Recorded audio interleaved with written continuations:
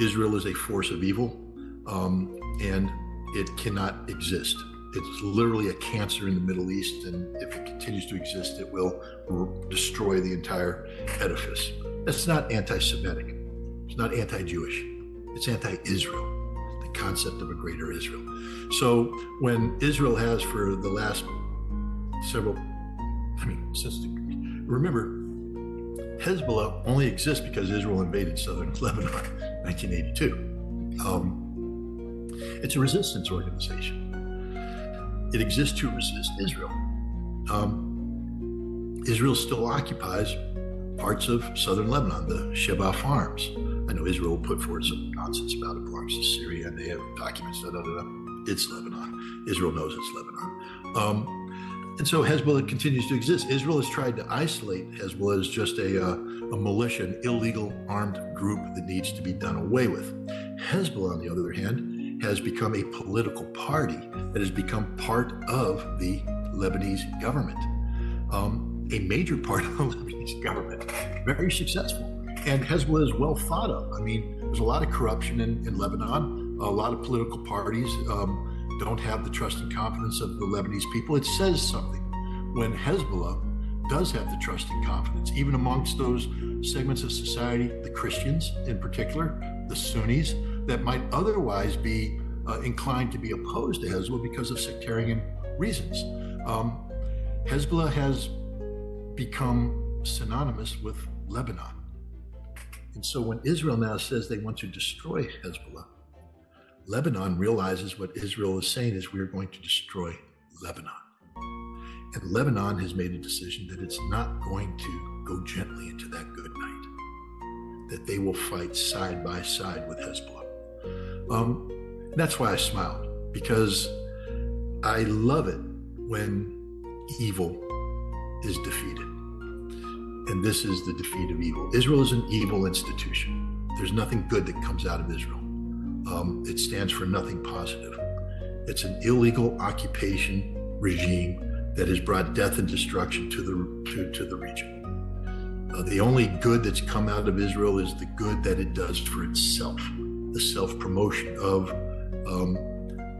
a perversion of the Jewish cause through Zionistic institutions that have nothing to do with promoting Judaism, everything to do with opposing or oppressing the indigenous Arab population of the region, the Palestinian people. Gaza is just a horrific tragedy. Daily, on a daily basis, we're reminded of the evil that Israel does and what it's doing. And by extension, again, when I say evil, understand that because Israel is literally an extension of America, this is the evil of America as well. Sorry to say that to my fellow citizens, but if we promote Israel, we promote Zionism, we're promoting evil, and therefore we are evil ourselves. It's a disease that's infected everybody. It's infected the Republican Party, it's infected the Democratic Party, it's infected MAGA, it's infected independents. I mean, we have a handful of people, Jill Stein is, Cornel West, who have articulated, but they're in a distinct minority in the United States. The majority of Americans tend to support what's going on. They support the continued existence of Israel without understanding or able to articulate what Israel is. Yes, we're horrified by the imagery that comes out of Gaza. But when you support Israel, you then support the notion that the Israelis are a superior race, a superior people, that the Palestinians are somehow inherently inferior. And now you're buying into the notion of human animals, which is what Israel uses to describe, terms Israel uses to describe the Palestinian people, human animals. And when they're human animals, I mean, yes, I cry when I my God, I don't want to look at cows being butchered, but I still go to McDonald's and eat their damn burgers.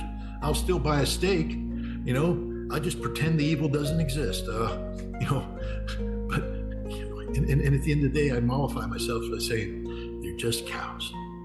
That's God's greater plan. They're put on earth to feed me. And the second you stop viewing the Palestinians as anything other than humans with the same rights as everybody else, you're literally relegating them to be cows, to be slaughtered. And that's what's happening. This is pure butchery. I mean, Gaza has become a butcher shop.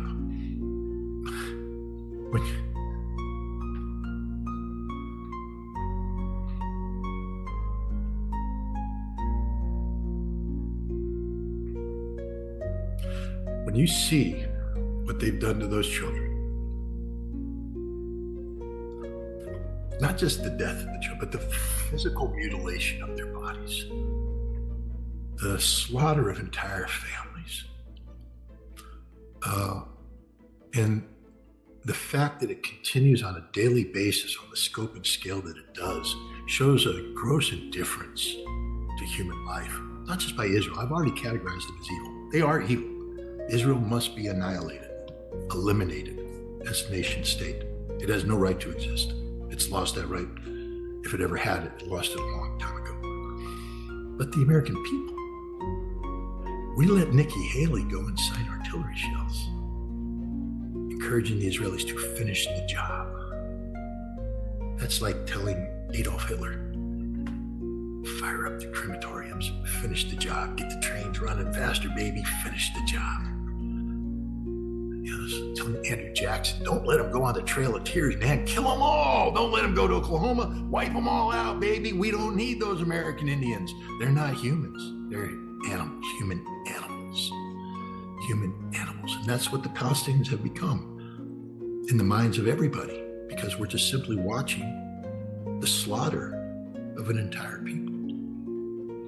Now, this is where it gets controversial, and I get in a lot of trouble when I say this, but it's a necessary slaughter. And I don't mean that because I view them as human animals.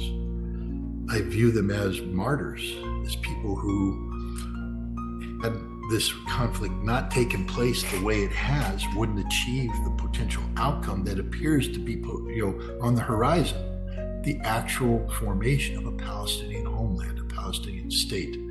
It was never going to come free. It was never going to come easy. There was always going to be a horrific cost, because you can't have a Palestinian state and a Zionist Israeli entity peacefully coexisting. It's impossible. A two-state solution is impossible, especially now. It's impossible.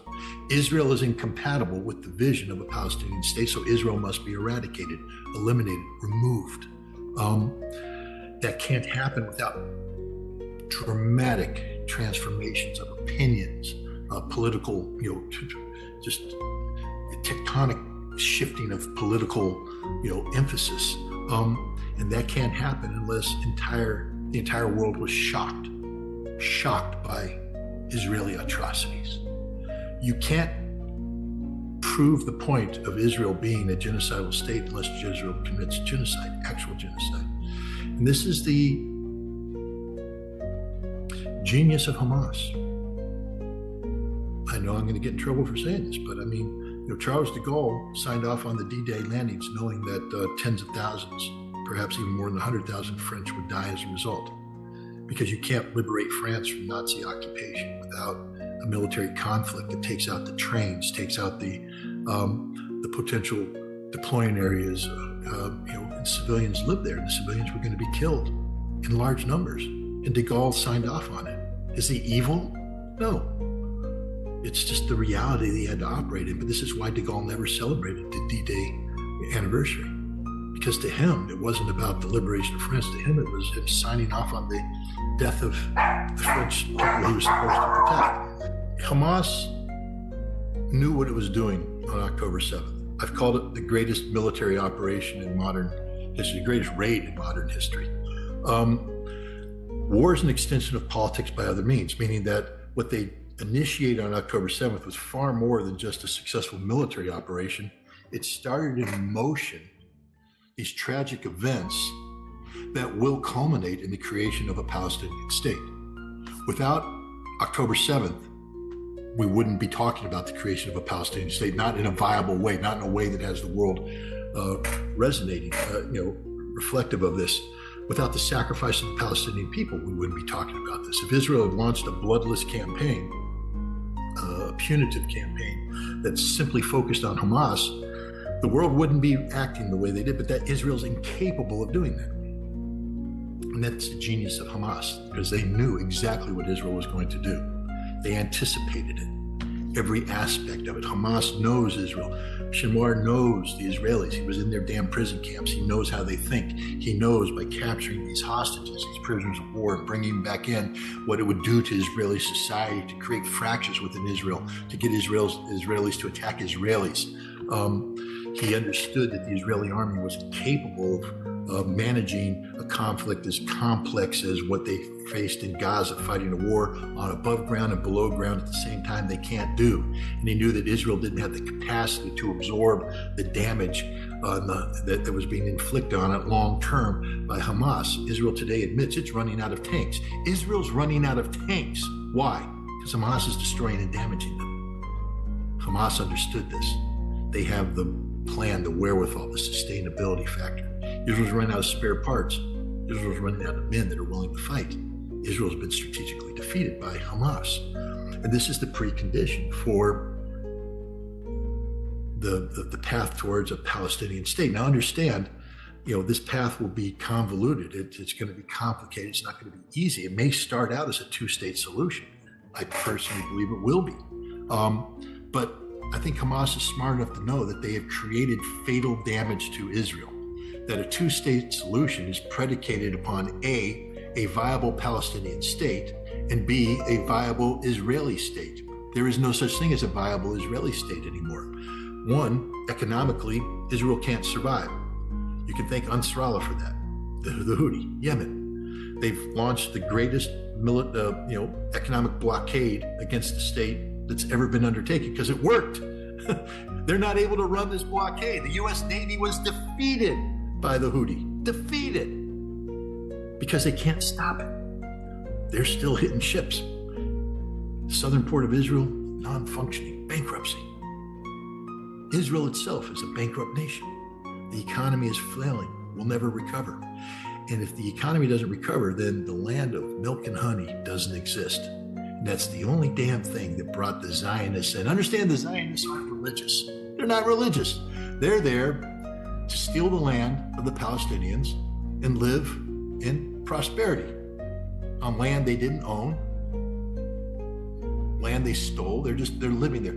If you don't have an Israel where people can wake up in the morning and have a barbecue and then go to the beach and do all the stuff that secular people do, because it's not a religious state. They have religious people there, but that's not what Israel's about. It's about living comfortably off of the labor and the land that you stole from others. That's the whole premise of Israel. That's it.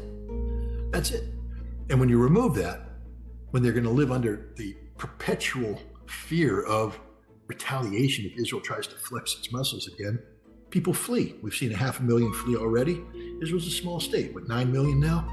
What happens when 4 million flee? What happens when 7 million flee? What happens when nobody wants to live in Israel anymore because the Zionist dream is over?